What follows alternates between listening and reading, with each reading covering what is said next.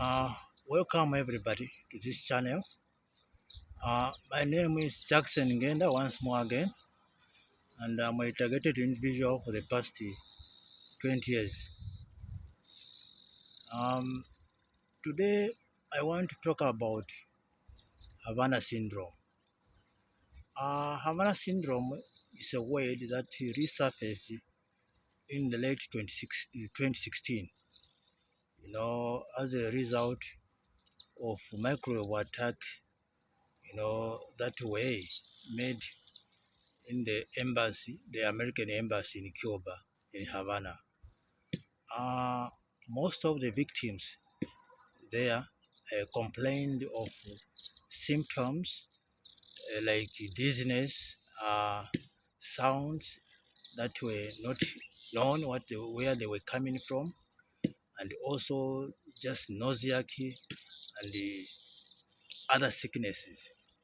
So, in fact, most of the symptoms, as it was investigated, it was they come to conclusion that it was all as a result of microwave attack, like this electronic weapon. Even though they didn't know the people who attacked or who were responsible for that attack, but that's when this name of Havana syndrome, started, to resurface because it was all over the news, all over the world. So everything was known and it was publicly, and even those victims that were attacked, the victims who were normally diplomats of the U.S. Embassy in Cuba, in Havana, has the name Havana syndrome. Most of those people, as the injuries that they suffered, mostly they resulted even in resigning in their job because the injuries were so severe. They had some brain injuries, and the investigation that he went there, they come to conclusion that it was, of course, it was caused by microwaves. Those people also they heard some sounds that were not known where it was coming from, and it was ringing in their ears. So and from there they felt dizziness and stuff, and they started having a lot of problems with their health. The, then of course that's how this word Havana syndrome started, and now it's been used all over the world by targeted individuals, people who have been remote or electronically harassed or cyber psychologically tortured because it's a name that people can relate to what is going on with what they are going through or what they are experiencing. Like in my case, as for me, in 2016, I started experiencing those symptoms that those people, the diplomat, experienced 16 years earlier, like in 2001. That was almost 15 years earlier. That's when I started, I experiencing those symptoms.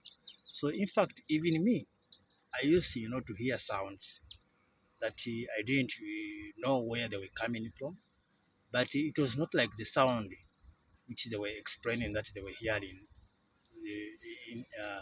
in the case of Havana syndrome in Cuba. As for me, I used, as I was working at sea, mostly even when I was not at sea, even when I resigned from that job, even here when I came to Katima in 2003, I was still uh, experiencing some ringing in my ear. Sometimes I would listen to a steaming vessel. Sometimes I would uh, hear a winch, a winch at sea when the vessel, because I was inspecting, I was working in a fishing vessel. So when they are patrolling, the net downside, they use what we call a winch. The winch is what they use, to pull the net from down and up. So it's another machine also. That sound of a winch, it's a hard sound that is also very strong. So it can even deafen in your ear. So I used to hear that sound of a winch. Even if I was not at sea, it was just ringing in my ear. From there, I used, to to hear the sound of the drag. Do you know those drags that drag in the harbor? Also, that sound is also very hard in your ear. It's very noisy. So I used to hear those things most of the time. So in fact, I started experiencing Havana syndrome 16 years before that incident in Cuba.